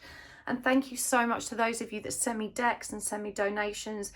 If you do that, please include your postal address so that I can send you a handwritten thank you note. I really enjoy doing that, and it's, you know, it's a small gesture for your very, very, very kind gifts and donations. So thank you so much. See you next time, part 2. Bye. Hello, part 3. Welcome to your reading. You have chosen the Guided Hand Tarot and this lovely amethyst heart, and we are asking today, what are the messages you really need? These are the signs you needed the most, the signs you have been asking for. Now, when we do these readings, you know, we're appealing to spirit to bring us everything we really need to know. And it might be something we've not even acknowledged we need to know. You know, sometimes we're looking for answers in the wrong places, or we're assuming the obstacles we're facing are what's need to be resolved, or we're just not seeing things clearly. So in this reading, we give spirit a lot of room to bring forward the messages we need, the ones we don't even realize we need. That turned over, so I'm going to keep it. That's the 2 of Wands in reverse. So just set that intention that you're open and ready to receive the messages you need the most. You can ask for a sign literally as well. And the sign can be anything at all. It could be an animal, an object, a symbol, a phrase, a series of numbers or colours, or a name, a specific word, whatever works, you know, just right for you. And you may not just see your sign within the reading. You may see it outside of yourself as well, in your outer experiences, in your outer world. And that's just the universe's way of saying we're here, we're listening, and we're going to communicate with you in any which way we can reach you with the right messages. So let's see what's coming through for you here. Now, I did put a post today about the way I shuffle and the reversals, working with reversals in decks. Please do check that out. There's also some information in the description box below, because I get asked a lot, and honestly I'm a bit bored of answering the same questions. So I thought, you know what, I'm just going to create a post about it. I'm going to put it in the description box and then I can refer people to it when they ask these questions. All tarot readers read differently. This is how I read. Anyway, I digress. Let's do this part one. We're going to get oracle cards and charms as well. There will be an extended reading today, as always. So if this resonates for you, you can find the link for the extended in the description box below. Let's go. Pile 3. What do you need to know the most? So we've got the 2 of Wands in reverse, the 2 of Pentacles upright, the 3 of Swords in reverse, the 5 of Wands, and the 5 of Swords. Very interesting. Okay. Clarifying, we've got Justice. Do you know this card came out in every single pile today, more or less in this point? I think this evidences that we do go through experiences collectively. We may all experience those energies different, you know, different circumstances, but it definitely feels a lot of people are closing out karmic cycles at the moment. We've also got the 4 of Swords in reverse and the Page of Wands in reverse. We've got the 7 of Pentacles in reverse and the Hierophant. Okay, let's get some oracle cards as well. This is the Moonology Oracle deck. We've got Show the World the Real You, Be Bold and Make the First Move. And from the Animal Spirit Oracle by the Wild Unknown, we have got the Swan, the Tarantula, the Dragon, the Wolf, and the Dolphin. I love the dolphin energy. Okay, and from the Goddess Power Oracle,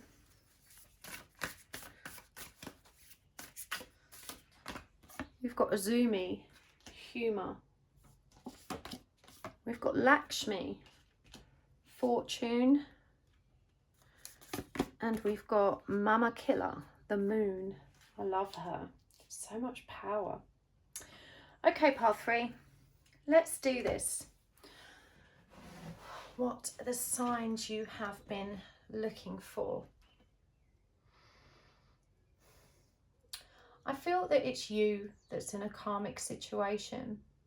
There's a relationship here that you're not yet willing to let go of. It's very stable. It's financially abundant. There are good things about that connection, and I do feel that there is genuine love there, and this is what makes this other experience you're having so very challenging, because I feel there's a third party here, you know, perhaps a twin flame, a soulmate, a spiritual connection that has kind of tipped your world upside down. And you know, even though you're not necessarily unhappy, and I genuinely don't see any unhappiness, I think the only area of your existing relationship that isn't fulfilling is that this person doesn't understand your spiritual depths. You know, I think they struggle to align with your own spiritual beliefs and experiences, and you don't have much of an outlet for expressing your way regards those things. But there's a lot of humor and good fortune in this connection. You make a great team. You know, there's a powerful, loving energy here, and I genuinely feel that you are honestly so annoyed that you've met this spiritual person, because you already had a happy, healthy, loving relationship, and this feels like an unnecessary invasion, distraction, and obstruction to the happiness you had already achieved. And so there's a real reluctance towards moving away from the relationship you're in, and yet also it feels impossible to avoid the relationship that's actually showing up to teach you something. Now, if this is a twin flame or soulmate, obviously this is my belief, and you should take it with a pinch of salt. Take what resonates, leave what doesn't. But I don't believe that we have to be with our twin flame or soulmate. You know, quite often I think they are there to teach us, and they will always be a part of our life in some way or another, but union energy isn't the be all and end all, and it's not the ultimate goal. Ultimately, the goal for me and my understanding is that twin flames teach us about unconditional love. And as each counterpart, whether they're in physical union or not, moves closer towards the energy of unconditional love, there is such a thing as spiritual union that can occur even if those parties aren't together in the 3D. And it's a spiritual union that creates and anchors a lot of unconditional love in the Earth's grid, hence the twin flame mission. But I know many twins that are in physical 3D union and are not in spiritual union. Spiritual union is actually very rare, and that's because it is usually a lifetime of work for each counterpart to be able to embrace the energy of unconditional love that way. We have to release a lot of shadow. So please don't get hung up on this idea that the universe is pressing you to leave the relationship you're in. If you are happy there, you know, then you need to stay where it feels good. And ultimately, karmic relationships aren't always unhealthy or toxic. You know, the word karmic has got a really bad rap in recent times because of the way many spiritual practitioners present the karmic as being someone toxic, an unwanted third-party situation. But every bit of karma that we have is neither good or bad, it's just a lesson. And some karmic relationships that we have aren't nearly as turbulent, tumultuous or toxic as others. So, you know, don't allow the label even, you know, to disrupt your beliefs around that. I do think there is karma between you, you know, because we've got this justice card, but that doesn't mean it's negative, you know, it doesn't mean it's a bad situation. But your reluctance towards changing this situation is understandable. We've got the Four of Swords here. There is something about this relationship you're in that is aiding the recovery of your souls for both of you. And look, we've got the Three of Swords here in reverse, and neither one of you was working with the spiritual energies being presented to help you resolve lifetimes worth of grief. And I'm hearing it is lifetimes worth of grief for you guys. You know, both of you are new to the sorry, I just need to get this right. Both of you are new to resolving. It's like the depths of your own soul's history. You've spent many lifetimes working on the energies that presented in those lifetimes. This lifetime is about bringing it all together, understanding the truth of your soul and not just the present experience. Neither one of you, neither you, your karmic, or the person, you know, the other person, the twin, the soulmate, the other person, are taking responsibility for that. And so there is a lot of pain here. You know, there's a lot of pain, and the dragon coming up, this all-seeing eye, you know, really reminds you where the attention needs to be. So don't worry about having to focus on this person or entertain them in your zone of awareness. This is about focusing on you and your spiritual journey. And again, the tarantula informs me that you can do this independently. You know, the tarantula is a very independent creature, very self-sufficient and very industrious. You know, where you are, we see this harmonious energy with the swan. You know, so you can still work productively on aligning with these truths and establishing that healing and moving through the recovery. It feels like no matter what you do to detach from this other person, and I don't think you're really investing in the connection, they continue to play games. You know, they come in and out of your zone of awareness. You find it very triggering. You don't know whether you should be around them or not. I do feel that you can't help but see them. So it might be the case you work together, or maybe you're in the same friendship group, or you go to school together. But there's some kind of interaction that, you know, isn't intentional, but means it's very difficult for you to avoid them. You know, and the wolf is both, we hear the energy of the lone wolf plus the wolf as part of a community. And, you know, I'm really feeling that this person, this hot and cold energy blows in and out of your life, and you're getting really annoyed with it. You know, you're like, I don't know what to do. I don't know if I should see this person or not. I don't know whether I should move forward with this or not. I don't know what's required of me.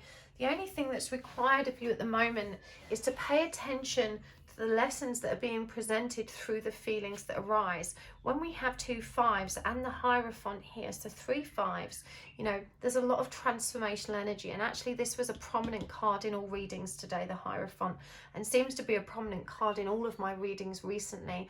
And this is what I mean about that collective shift. You know, we're really seeing a lot of these energies present right now, important lessons being learned, and these ones are about games and conflict, both external and internal. I'm seeing these birds here on this card actually screeching, and so I feel like there may be other people involved that perhaps stir the pot, and there's a message here to be cautious who you trust in confidence. But the dolphin asks you to just try and accept things as they are and roll with it and enjoy it, and then to investigate whatever challenging feelings arise, because these are what are helping you learn, you know, to step into who you really are. There's something about this experience with your karmic partner that inhibits who you are as well, and it's saying show the world the real you. And this is what I saw with this moon energy, you know, that you can't always be yourself in this relationship. And I feel that your fear of stepping into who you really are is that you may be rejected. Well, what if I become this person and my partner or my friends or my family, they don't accept this part of myself? There is a very real fear of rejection there, and you're being asked to be bold and defy that energy, to be who you really are, you know, to be truthful about who you are, to share what you've been learning about spirit, about your soul's journey. There's no shame in it, you know, and especially the people close with your partner. I'm hearing that you may be very surprised in terms of how they respond. Not everyone judges so harshly, you know, but this other person is in and out of your zone of awareness, and that's exactly how it's meant to be. I know that feels very frustrating, and you know, you just want to get on with your life without them, and you're kind of thinking, well, why is spirit doing this to me? Why would spirit let me find this happy, loving relationship and then throw something like this into the mix and, you know, really confuse everything? And, you know, they're challenging you to work from where you are. Remember, spirit doesn't give you anything that you can't cope with. And in many respects, we signed up for this. You know, we came to this place we call home, Earth, with awareness of what lessons we were going to be learning. And it is very much a desire to learn them. We knew they'd be challenging, but we knew we were up to the task. You know, the universe is always leading us back to ourselves, leading us back to our own truth. So you can trust in the energy of this connection. It's here to teach you, not to steal your way from the life you already have and are happy with. You know, you're never required to compromise your happiness to support the energy of these connections. You know, your happiness is paramount, and actually to love yourself unconditionally, you make your happiness a priority. You know, that's the way it is meant to be. Very interesting energies. Okay, let's see what else we've got here. Page of Swords in reverse, Tower in reverse, the Four of Cups in reverse, the Ten of Cups in reverse, and the Seven of Swords. Clarifying, we've got the Six of Cups, the World, the Chariot, the Knight of Swords in reverse, and the Nine of Wands. Okay, this isn't going to apply to everyone, and you know, when I give very specific, deliberate guidance, as in do this, don't do that, I like to be cautious because these are general readings, so the advice won't apply to everyone watching. You've got to filter this through your own truth and layers of discernment.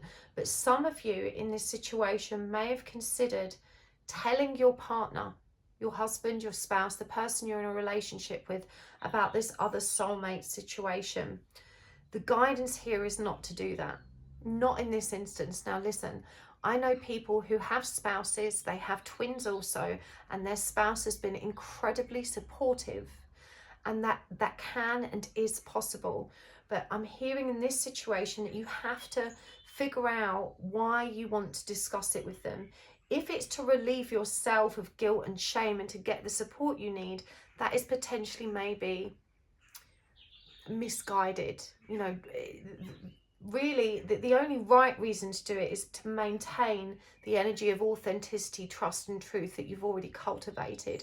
You've got to be very careful about your motives here, because, you know, if nothing's happened in this relationship, you know, you're allowed to have secrets in any relationship.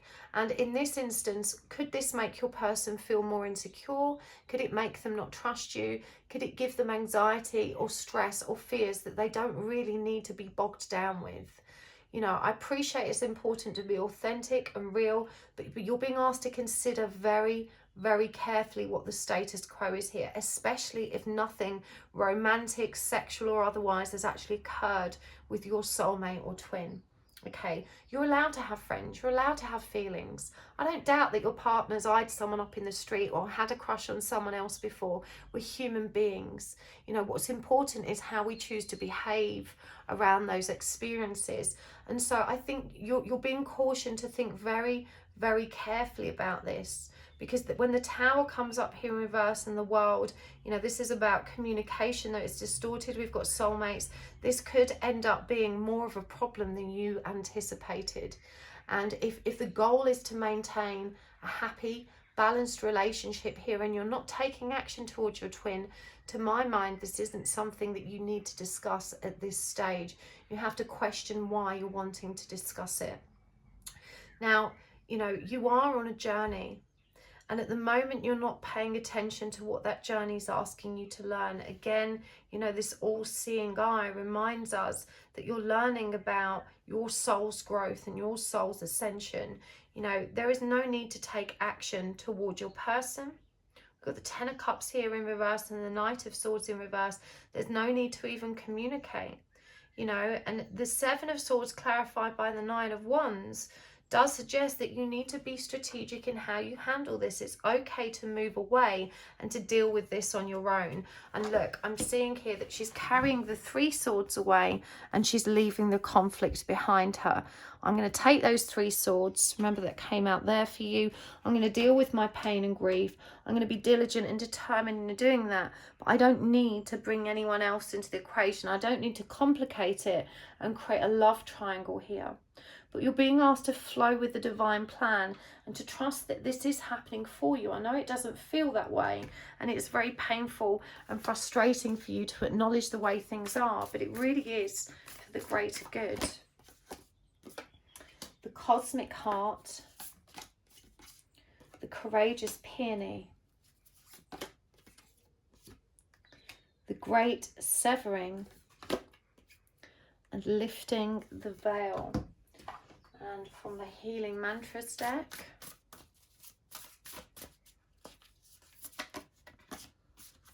Befriending Pain, Polishing My Heart, Activating the Third Eye, and Rewriting the Subconscious. We'll turn those over in a minute because there's messages on them as well. Let me get some more moon cards for you too. Believe in the impossible. Prosperity lies ahead. And some more animals as well.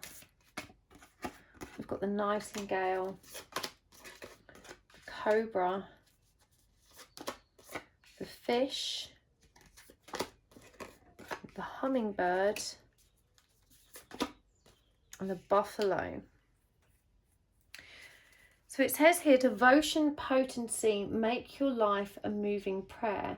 You know, the only thing you need to be devoted to right now is yourself, pile 3. For you're a very giving and very generous person. And for a really long time, you know, you have put other people's needs above your own. And this is why this connection has come into your zone of awareness when it has, to teach you how to face your pain, you know, how to find your song in the shadows and how to move through this, you know, with more healing power.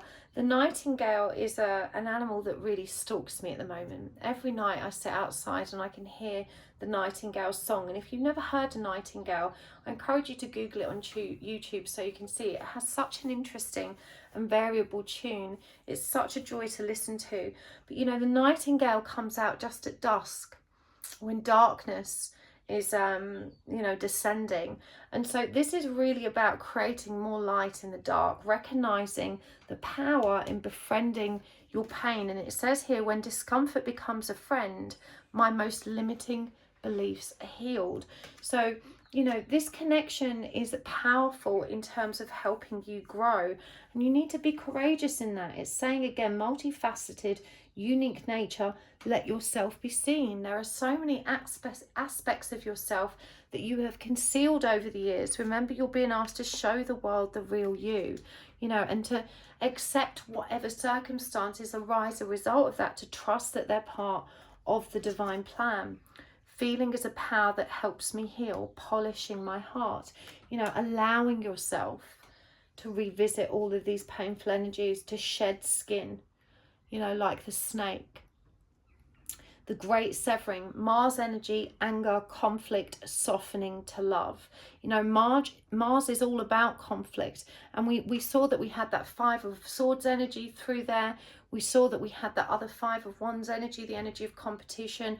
And then in that 7 of Swords, you know, leaving conflict behind, the great severing, you know, softening to love, you know, addressing the anger and conflict. And with this activating the third eye, it's really interesting because it connects here both to the fish and the hummingbird. And this says, I'm willing to see beyond my beliefs, ideas and conclusions, and again believe in the impossible.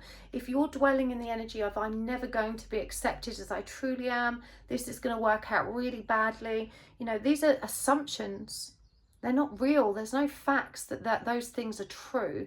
We can only assume about how things might pan out. So don't allow yourself to say this is impossible, that's impossible, that can't happen. You know, it's really important that you give yourself an opportunity to feel into the intuitive nature of this, of what's happening here. Bear with me, someone's at my door. I'm just going to pause. Right, where was I? So yes, sometimes our ego and our fears shout much louder than our intuition. And you're being asked to try and drown out that ego-based fear, you know, the limiting beliefs and assumptions about how things will be if we take action.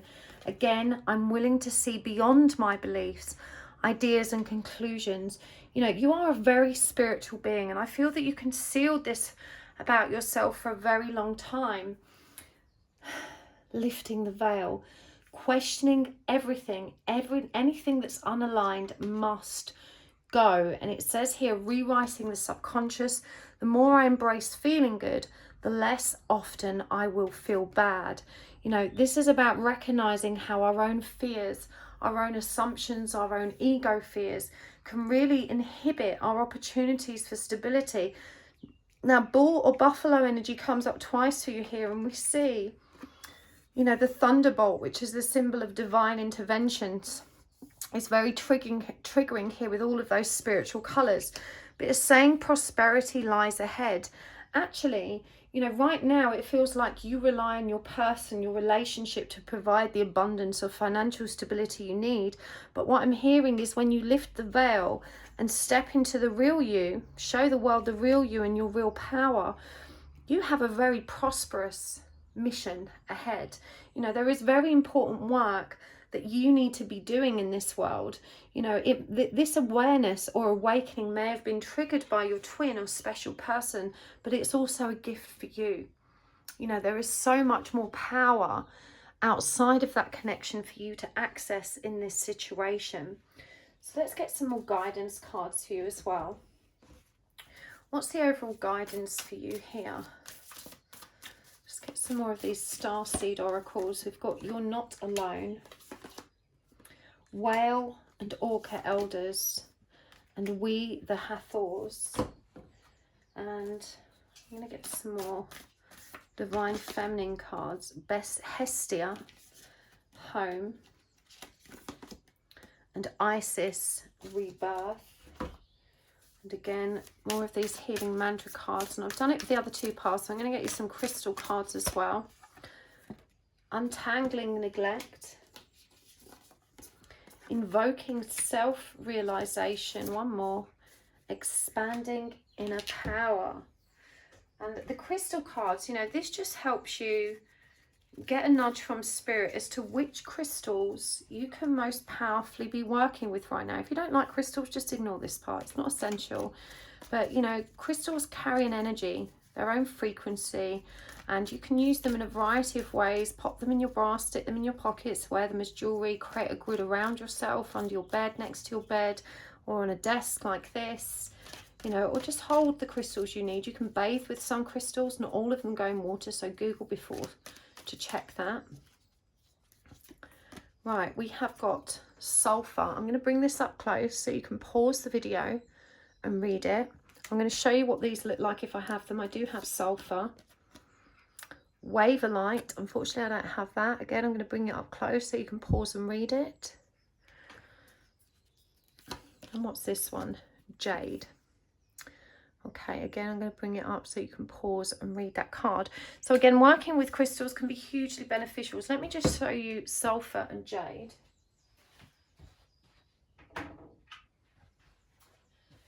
So I only have a very big piece of sulfur. As you can see, it is very, very yellow. And this actually smells. It actually smells sulfurous. It's so bizarre. But these are very powerful crystals. Volcanic, progress, inventive. I use this a lot for manifesting. I use it a lot as well for transmuting bottled up energies, which it actually references here. Let's put that back.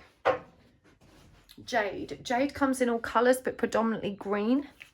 Wisdom, abundance and good luck. It's highly prized as a sacred stone, very common in Buddhist and Chinese cultures. It's a really powerful and beautiful stone. I'm not familiar with Waverlight. I've got to be honest, I don't even know what it looks like. It looks quite gemmy there.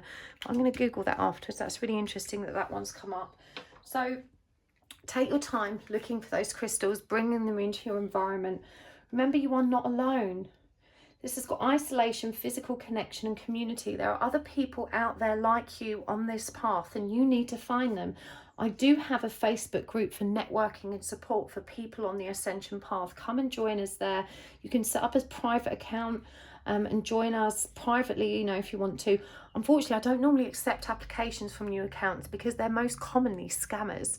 So if you do set up a new account just to join this group, drop me an email and introduce yourself.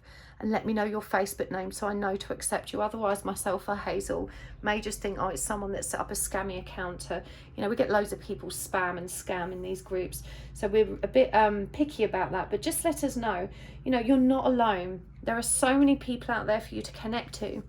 We've got untangling neglect. I take the time to give myself all of the approval I desire. You know, and I think this is why you stay quiet about your truth and who you are, because you're so used to other people's disapproval and you don't want to displease anyone. And we have got the whale and orca elders here, you know, which shows us that there maybe is an ancestral pattern here. There's pressure from the elders in your community or family to be a certain way. But again, this asks you to share your song. You know, invoking self-realization. Each breath confirms how awake I already am. You know, you are what you are. You're a deeply spiritual and beautiful being, and it's okay to have your own beliefs around that. Deep love, mother's milk, birth as a portal, and then it says expanding in a power. I am most powerful when my creativity is given a voice. Now, mother's milk is about mothering yourself. And we've got home and rebirth here. You know, I feel like you literally need to give birth to this new version of you and to learn to reparent yourself in order to expand your power and untangle that neglect that you've been through in the past. This journey is asking you to focus on you, to resolve the pain that's within you, and to find that peace and comfort within you. You know, home and rebirth is strongly indicated here. So you've got to trust. You've got to trust in yourself, path 3. That's what you're being driven towards. It's not that you're being moved away from the relationship you're in and towards another. It's that you're being moved away from the relationship you currently have with yourself and towards another. And this relationship you're experiencing with your person has just triggered that awareness and the growth that's required for you to expand. I know it's hard, but we are here for you. Please reach out. You truly are not alone. So I'm going to take this over to the extended reading. Again, if you would like to join me there, the link is always in the description box below. But thank you so much for joining me here. I really, really appreciate you being with us today. And honestly, I feel so privileged to work alongside this community doing this work. It's so healing for me as well. You know, I learned so much through these readings. They're meant for me as much as they're meant for you. So thank you for giving me an outlet for this channeling and this wisdom that comes through me. And thank you for hitting the like button today. Thank you so very much for those of you that generously exchange energy with PayPal donations or sending me decks. Please include your postal address when you do that so I can thank you properly with a handwritten note. And big love and thanks to those of you that watch my commercials. That's such a perfect energy exchange. And also to those of you that leave such beautiful comments. I love hearing your feedback. Thank you for being here. Thank you for subscribing, and I will see you next time. Lots of love. Bye.